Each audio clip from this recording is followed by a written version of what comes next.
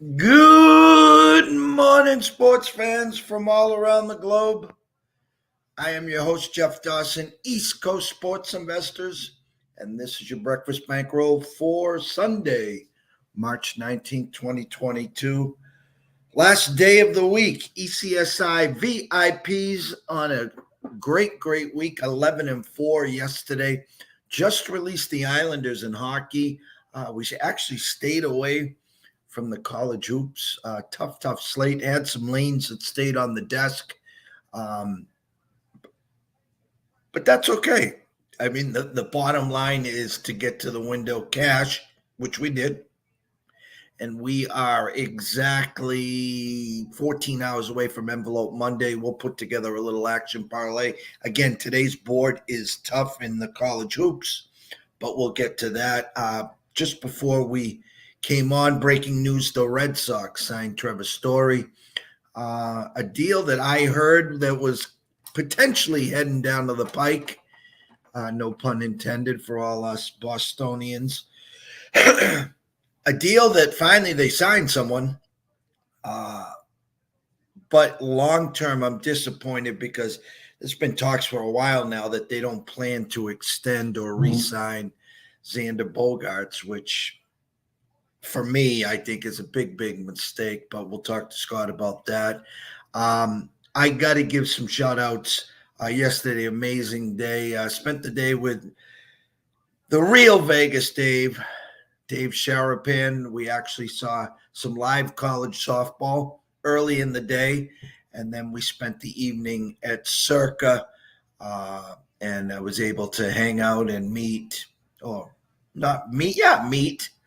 I should say, Derek Stevens, the owner of Circa. We sat and talked with Mitch Moss, Paulie Howard, Matt Yeomans upstairs, and we got to see Julian Edlow of DraftKings again late. So it was a crazy day, but overall, a very productive day as we're here doing what we do and enjoying every moment of it. So without further ado, let's bring him in from the Palm Tree State himself, the one, the only, Mr. Scott E. Webb. Good morning, Scotty. Morning, Jeff. How are you? You know, I'm out of coffee, so I'm a little cranky right now. I got to go get some after the show, but I'm doing okay. How are you? I'm like, holy shit, they don't have coffee places in Las Vegas, for God's sakes. Oh, they got one. I got to go. I have my own here in the suite. I just ran out, so I couldn't get to the store to get some. And I got, Starbucks across the street at the South Point. I just figured if I got over there before the show. Exactly. So I'm like, I better do the show first and suffer. I hear you. The sacrifices we make to be on these TV shows. Exactly. Yesterday I sent you the over-unders from the Westgate, the real over-unders, obviously. And before we came on, Trevor's Story to the Sox, and it's already put out there that he's going to play second base. I again been disappointed the whole off season here. The Sox didn't make any moves. I said all along, I think they thought they had Suzuki in the back pocket, and they get egg on their face there. Hung out and got Story, but the long-term ramifications, unless maybe he takes a Red Sox deal, is that Xander will not be here when it comes time for the big contract. They're not going to pay him, which I think is the wrong move. And that's just what I'm hearing in my speculations. But overall thoughts on Story to the Sox, and give us your take on some of those under-overs. Well, I think that the Red Sox needed to do something. The Yankees have done something. The Blue Jays have done something. Who else hasn't done anything is the Rays. The Rays haven't done anything. So this is a tough division. And I think that you got to be able to slug to keep up, and you got to be able to pitch. Story's going to help them slug, but they still don't got enough pitching in Boston. Chris Sale's not going to start right away. He's pushed back 6 weeks or so. You're looking at Evaldi is the main guy, and I get it. He's a good pitcher, so don't take that the wrong way. But then you got Pavetta and Rich Hill and Michael Wacha and Tanner Houck. Okay, I'm sorry, but you're not going to be able to win the AL East with that pitching staff. It's just not going to work. And I don't mean that disrespectfully to the people in Boston or to you, Jeff, or whatever.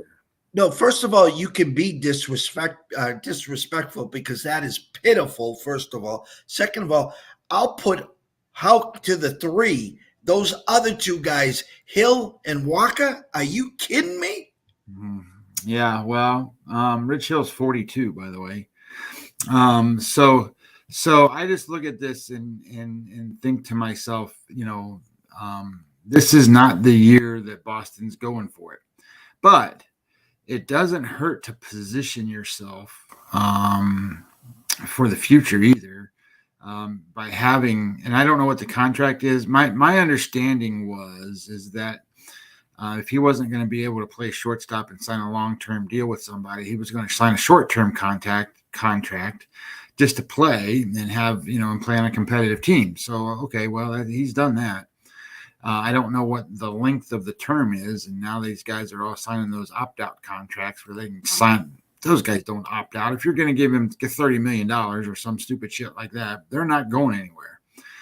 So anyway, I think that, yes, it's a good move in a sense of they're bringing in a younger, talented player. I also agree that I think Bogaerts is the better shortstop. So, whatever you want to say about Trevor Story, you can say whatever you want to. But my thought is that Bogaerts is better than Trevor Story at shortstop.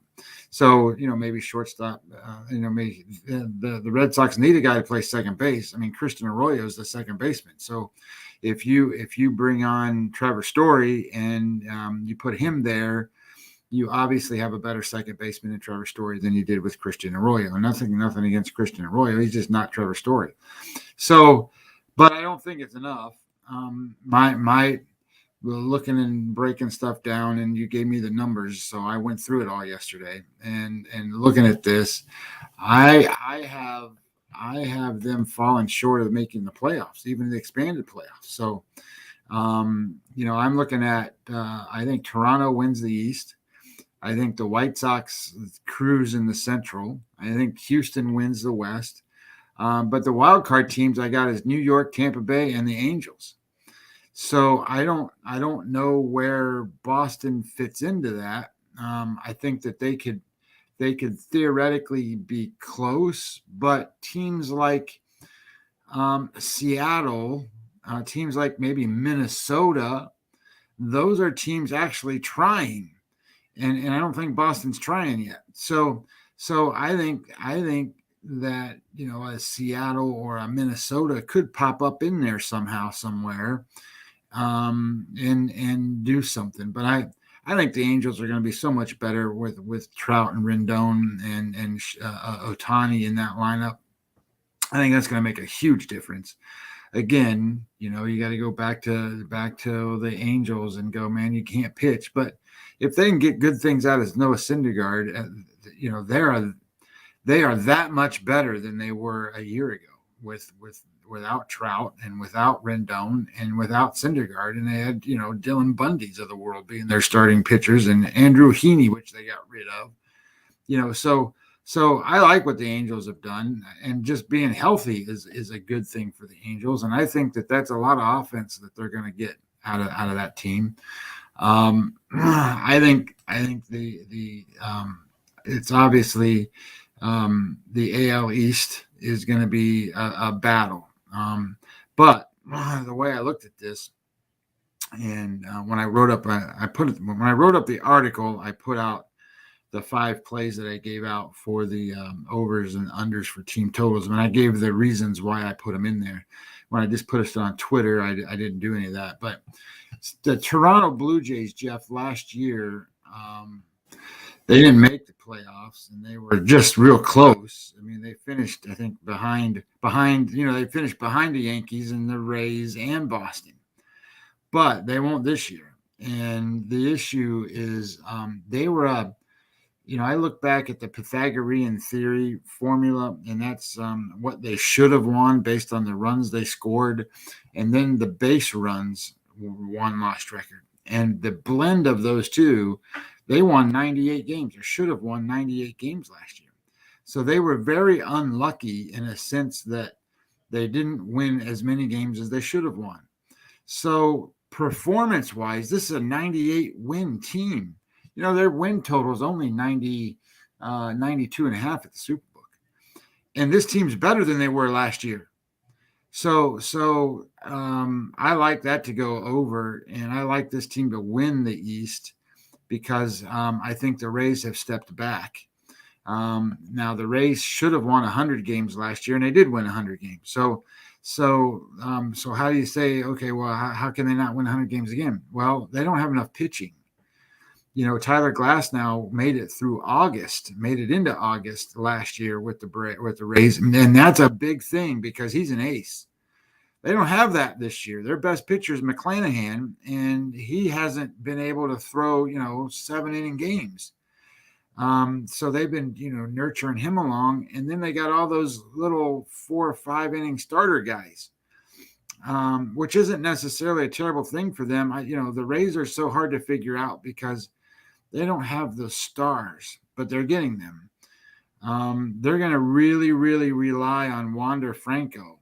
And, I don't like the idea that I get it. He's the number one prospect last year, and he's the number one, guy coming out, they're going to be, and he had he started off slow, but then really turned it on. So I think he's going to be a good player. I don't think he's going to be the MVP quality caliber player this year. I mean, look how long it took for Vladimir Guerrero Jr. to become that. So I think he's going to be one of those guys that comes along. But Randy Arozarena is not the right guy either. And then they want to trade Austin Meadows. Austin Meadows is just 100 RBI, almost 30 home run guy. I mean, I don't know why they want to do that, but that's what they want to do. I get it. He's got this year and next year signed, so they like to trade him a year early and try to get as much value as they can. But that's a big loss. So I don't think the Rays are moving forward. I think the Rays are stepping back. So I think the Rays are a playoff team. I don't think they're a 92-win team. So I think they're more of a 88, 82, somewhere in the 80s number, 85, 80, something like that. So I picked the Rays to go under their number because I don't think they got enough pitching, and if they actually do get rid of Meadows, I don't think. I mean, you can't sit here and count on Choi and those kind of, and Zunino and Kevin Kiermaier, and those guys aren't that good.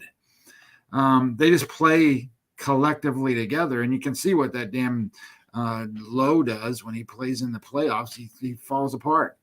So anyway, I think this is a team that falls back. I also my favorite play on the totals is the Miami Marlins. I like the Marlins to go over the number. I think the number was 73.5. That's the number. Last year, when you blend the two Pythagorean theory and base runs number, it's 73. So now you're telling me that they're not any better than they were a year ago. And I'm going to tell you that I think their pitching is better because they get another year under their belt with these guys that are pretty damn good. That's a pretty good rotation that they have. And then secondly, they get Sixto Sanchez back in the second half of the season. And now they got Soler in their lineup, and they did sign Avisail Garcia. So I think they got some pop. I think this is a team that's going to be better than 73.5 wins. And I get it that they play Atlanta, New York, and Philadelphia, and those teams are really good. But I will tell you this, Miami held their own. I put it in the article yesterday. Miami against Atlanta, I think it was, they were 9-10. They play these teams 19 times. They were 9-10 against Atlanta. They were, I don't know, it's like 8-11 against the Mets. And they beat the Phillies. So they were 10-9 or something like that, or 11-8 against the Phillies. So this is not a team that doesn't have the competitive nature against those three teams. The other thing that I saw that was interesting, they were 3-17, Jeff, 3-17 against the American League. So that's where they had their issues last year, when they pop in, the designated hitter and stuff like that. So I think that I really like Miami to at least cover that number. I don't think they're a playoff team or anything like that, but I do think they're gonna beat that 73 number. And who was the other one I put in that list? I'm trying to remember now who else I put in there. Let's see. I think the Dodgers can win 100 games. I think that they're the only team this year that can do that. I didn't put them in there to do that. I'm trying to see where my sheet is. And there it is. That's easy. Oh, so I did Miami. I did Tampa Bay. I did Toronto. The other one is two other ones I played. I played Detroit. I like Detroit. I think Detroit's a team on the come, but at the same time, I tell you that their total is 78.5. Last year, their number, Pythagorean theory base runs number 74. So that means they got to be 4.5 games better than last year. And I think that last year they got a lot of productivity because I think AJ Hinch is a pretty damn good manager. Now, that being said, they didn't do enough this year. They bring in Erod, but I think that the pitching, they're reliant on Casey Mize and Tariq Skubal and Matt Manning, those three guys, to be like aces, and they're not. If you really watch Casey Mize pitch, he's not an ace pitcher. Okay, so he could be a 2 or a 3. I don't think he could be a 2 or a 3 on the good teams. So I think their pitching is lacking, and I also think that they're inconsistent on offense. They have some guys that can hit for power, but and they bring in Javier Baez, and I think that's a big signing. But at the same time, it's a big signing. I don't think he's a great player anymore. So I don't think that. I think that's a waste of money. So I think that the Detroit Tigers have what's that kid's name? Torkelson. That kid's going to be a player. He's the only guy, Jeff, that projects as an offensive star on the whole team. So you're not going to win a bunch of games that way. So I think there's a lot of hype behind this team, and I think there's a lot of people expecting them to do things that I don't know that they can do. So I'm going to leave them under the 78.5. And the last one was I played Seattle under 84.5 because this is the same thing. Everybody's on Seattle. Everybody loves Seattle, and I get it. They won 90 games last year, Seattle did, but they are the team that shouldn't have won nearly close to that many. So if you look at base runs and productivity on Pythagorean theorem, they should have won 75. That is the farthest drop from any of those teams. And I can understand exactly that. They're not a very good offense. So, yeah, they bring in Winker and they bring in Eugenio Suarez and they bring in that second bit Frazier. And I think that those are all helpful additions. But I don't think those are, the greatest guys in the world to come in. It's not bringing in Carlos Correa or somebody like that. So they lose a good clubhouse guy in Seager, third baseman. So I think this is a team that got a little better, but at the same time, they bring in Robbie Ray, and I'm not sold on Robbie Ray either. I think he pitches well, and he pitched well last year, and I think that if you put Robbie Ray on most good teams, he's a number 2 or a number 3. He's not the ace. So I think you're going to end up seeing Robbie Ray be a guy that kind of falls back to his average season, not his excellent season he had a year ago. So I think that's a big stretch to go from what they should have won of 75 games to trying to win over 84.5 games, especially seeing how the Angels got a lot better and Texas got better.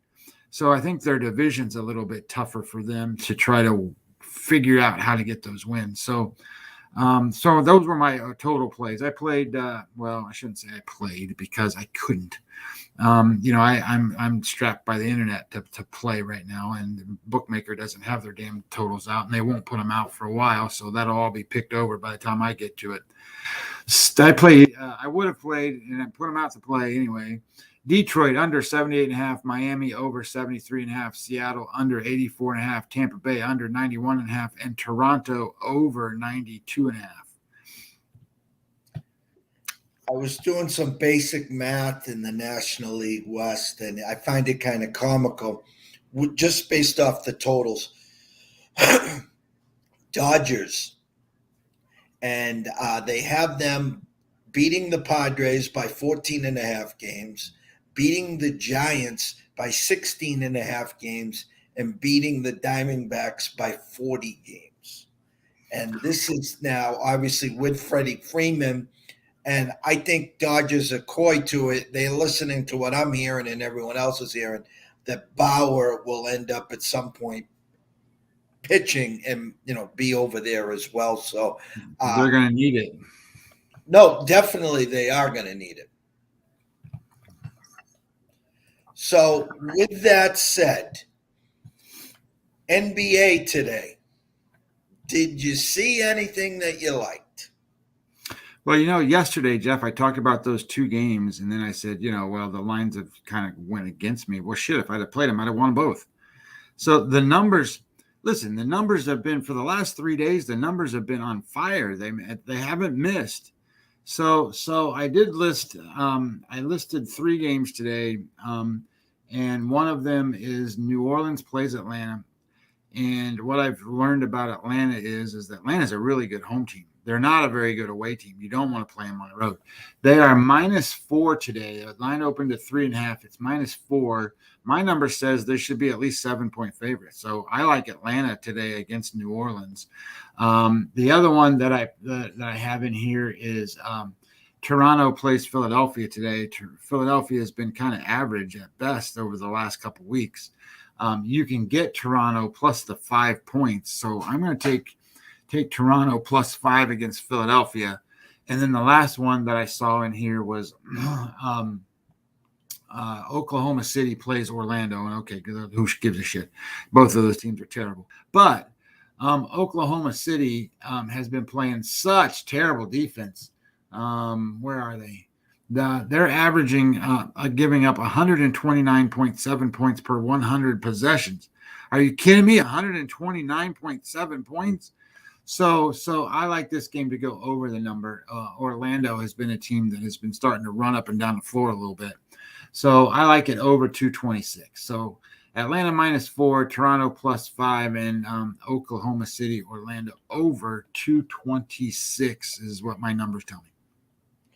All right, head over to pregame for me. I'm going to use my phone here. Yesterday in the college games, St. Peter's. Do it again. The funny thing is, we were getting into Circa. Jeff Benson came down and saw me and Dave, and he was like, hey, anyone want any Murray State money? He goes, a guy walks to the window, hits St. Peter's at 8.5 for $60K. Then they move it to 8, hits it for another $60K. And then they dropped it to 7.5. Usually you'll hit a number once and then hit it again. They never hit it the third. The sharp guys never hit it the third time. They drop it to 7.5. He goes, all right, give it to me again. So he and that was 30 minutes before tip-off. And Jeff's like, oh my. So they had 180K liability. And obviously they end up winning the game outright. Zags come from 10 back at halftime to win there. Overall, the day was great. I did lean Michigan. I thought that the whole world was on Tennessee. I was correct there. And I'll be honest with you, I'm 100% transparent. I thought for the first time in a while, the public jumped on Providence. I thought it would kind of bite them in the ass, but they only won by 25. So hats off to Providence and Cooley, the locals, get into the Sweet 16. Immediately after that game, Westgate puts up Kansas -8.5, which was an eye-opener for us. We're like, holy shit, that was a a number there that they said, all right, well, you Providence backers, come get it. And it's been crickets. So, but we'll get more into that as the week progresses. And let me get over here and pull up today's games. Give me a second here, Scott. Yeah, no worries. What's that? No worries. Yeah, hey, Marty, how are you, brother? Good morning. Good morning, Marty. Hope everything is well, is in your world as we get there.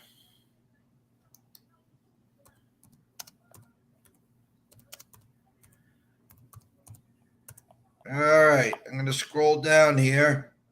All right, rotation number, I'm going to go from this app, 8:15, 8:16, Miami and Auburn. I'm showing opening line of 7, now 6.5, Scott. Yeah, I'm showing that one shows, where is it? There it is. So I'm looking at Wager Talk says open line was 7.5, and it's 7.5 at Circa, 7.5 at South Point, and 7 at Westgate. And tickets? Halftime. Oh, I'm sorry. I got 121,000 on the game, 52% of the money on Auburn, 54% of the tickets on Miami. So it's kind of split. I'm kind of neutral on this. I lean Miami there. Auburn's just been that Jekyll and Hyde. And listen, guys, in these tournaments, you can kind of see in some of the games the cream rising to the top. Some of these teams, it was a great run in your conference tournament, and now you get one win under your belt, and now you're one step closer to the Sweet 16 and the second weekend. Well, sometimes it's a great matchup, and sometimes it's not. Again, egg on my face for leaning Richmond. Again, we didn't release it. But at the same token, I thought the Michigan matchup was a great matchup. The Vols have been playing great, and that's the problem, Scotty, here is you see a team and you say, holy shit, man, did they look great on Thursday? I'm going to back them on Saturday. It's a whole different ballgame. But you get caught up in the eye test instead of actually looking at the numbers. It's probably why you should start backing Gonzaga. Rotation number 8:17, 8:18, Michigan State Duke. I saw an opening number of 6.5, and I'll just be honest with you guys, that's a huge number. I know a lot of people are riding Duke on the story. It's Coach K's last hurrah. I thought this game would be in the 3.5, 4s. It's a statement for me. Not that Michigan State can't hang around, not that they can't cover. Hell, I think they have a possible bunch's chance to win. But Vegas made a statement in my eyes, opening that at 6.5. Well, this is showing opening line of 6.5, Circa 6.5, Westgate 6.5, South Point 6.5, DraftKings 6. Everybody's still at 6.5. Nobody's moving. And then numbers, it looks like $149,000 on the game. 63% of the money, 65% of the tickets are on Duke. Yeah, I think the number will be close. One of those games where, Duke could win by 4 or 5, maybe even 6. I'm going to do some more research on that. But what really caught our eyes is the fact at that number. I think the 6.5 initially would have been trying to attract Michigan State money, which they're still having a hard time doing, I should say. Rotation number 8:19, 8:20. Texas and Purdue. I saw an opening line of 3.5. And then maybe some buyback to 3. I don't know what you're showing at pregame. Well, Wager Talk says opening number was 4, -4, and showing Circa -3.5, South Point -3.5, but Westgate's -3 and DraftKings are -3. And in terms of the numbers, I'm showing that where am I going here? Why did I just lose it? We're doing Texas and Purdue, right? Yep. Okay, so 164,000 on the game. It's a 50-50 split on the money and 63% of the tickets on Purdue. Yeah, keep an eye on the Longhorns. Again, look great second half, especially against Tech. Purdue's one of those teams that had a great regular season, kind of faded down the stretch. Look good, opening game. I think this is a great matchup for both sides. It'll be interesting to see, actually, even if Texas can slow down Purdue even more there. Texas isn't looking to get into the, low 70, mid 70 race there. What was your under over on that game? It's showing right now total is 135 and it opened at 133. So again, first one to 65, 67 is the winner there. Next one, rotation number 821, 822, Iowa State, Wisconsin. Now, I just got to tell you guys the story. Sitting there as we were looking for the opening line, I always talk about the opening line. Trust the opening line. Vegas is telling you a story. It's our job to create the happy ending and cash in the ticket. Okay? The opening line was 3 here. It wasn't 4. It wasn't 4.5. That number to me was a real low number. I would have respected Wisconsin at a 4.5 or 5 here. But what Vegas does is open it at 3 and attract all the Wisconsin money, which they have gotten. Yeah, this says open line was 3. Circa's at 4.5. Westgate 4.5. South Point's up to 5. And then numbers, looks like 124,000 on the game, 65% of the money and 64% of the tickets on Wisconsin. Guys, this is the same exact thing as Tennessee and Michigan. The same exact blueprint, resume, whatever you want to say. The line opened at 5, 5.5, got steamed to 7. I can say the same thing about Kansas and Creighton yesterday, guys. It was the most comical thing. The whole world was on Kansas. The line opened at 10. It got steamed to 11. It got steamed to 12. It got steamed to 13. It closed at 13.5. There was not one person on the world on Creighton. Kansas was never covering once. It wasn't even close. And then you know what they do, Scotty? At halftime, Kansas is up 1. So what do? They open up Kansas second half at 7.5, get steamed to 8 for all those guys to go back and at least get the second half money. And it didn't cover again. Wake up, guys. Yeah, well, the sportsbook people know what they're doing. Rotation number 823, 824, Ohio State and Villanova, showing an opening number of 5 here on Nova, Scott.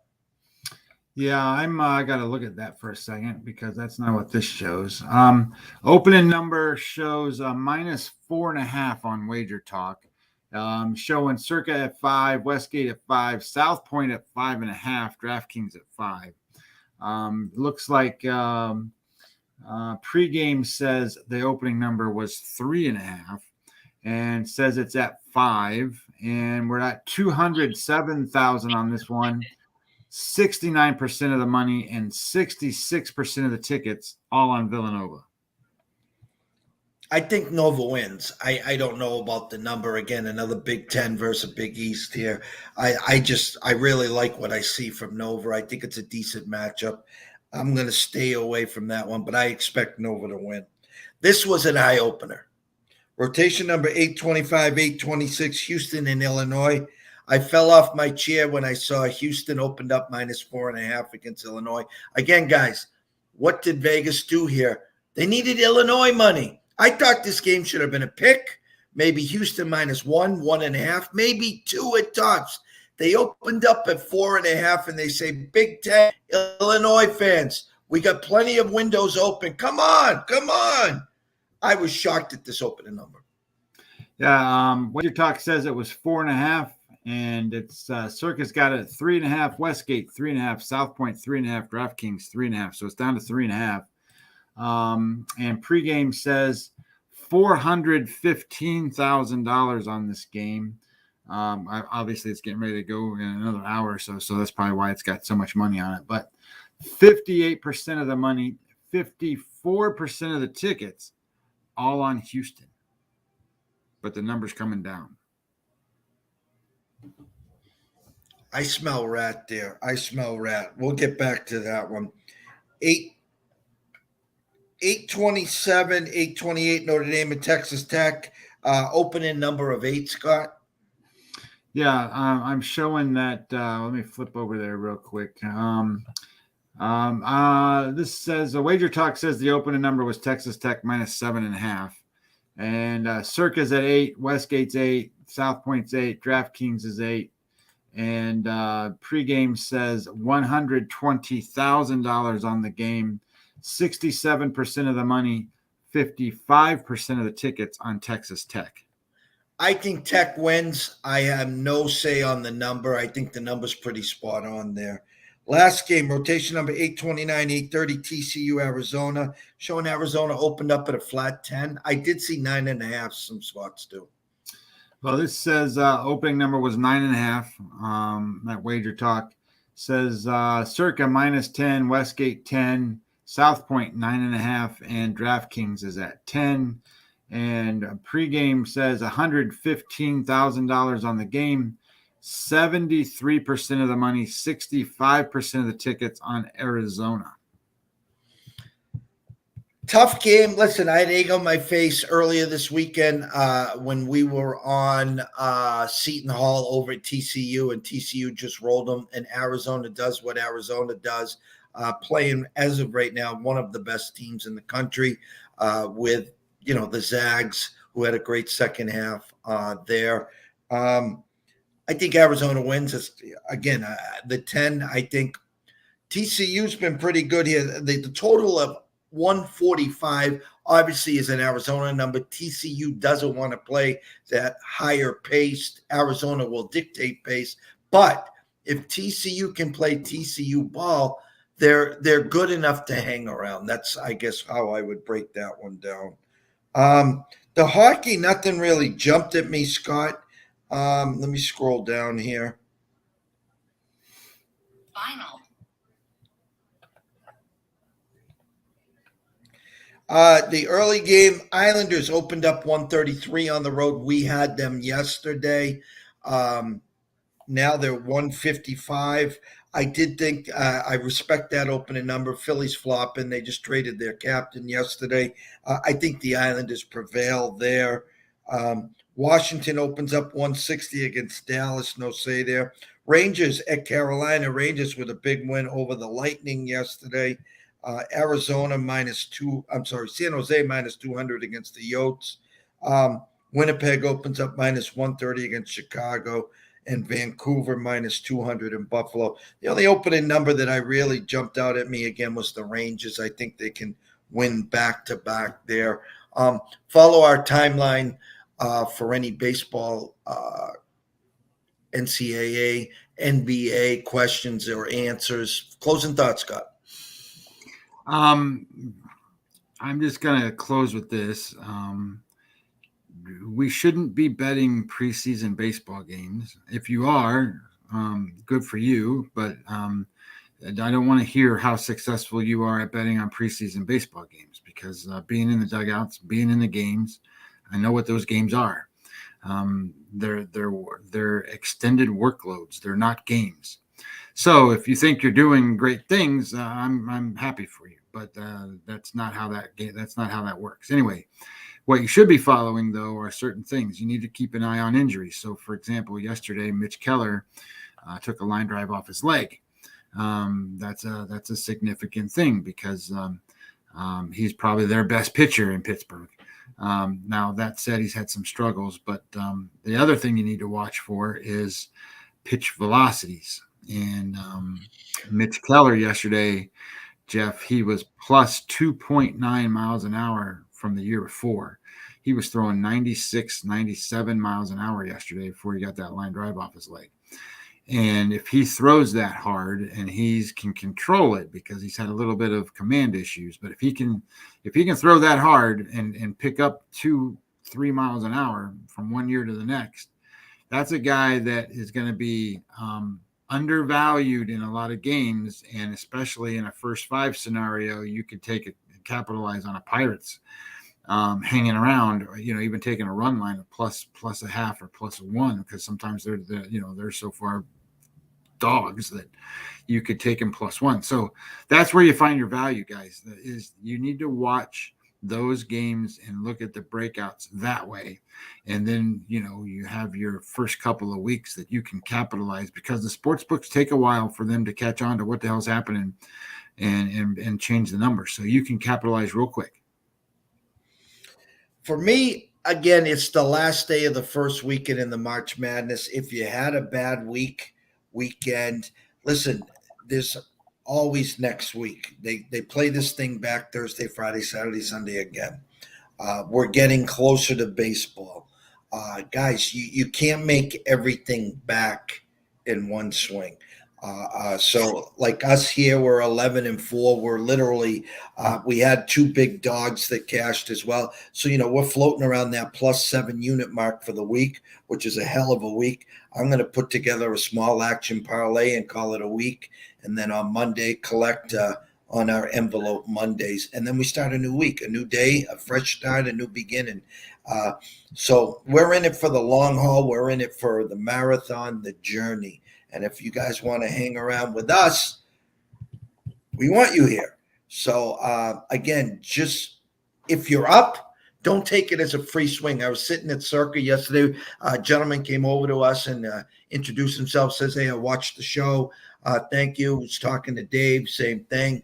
From Wisconsin himself and thinking about moving out here. And he was talking about sports. Big player, too. Big player.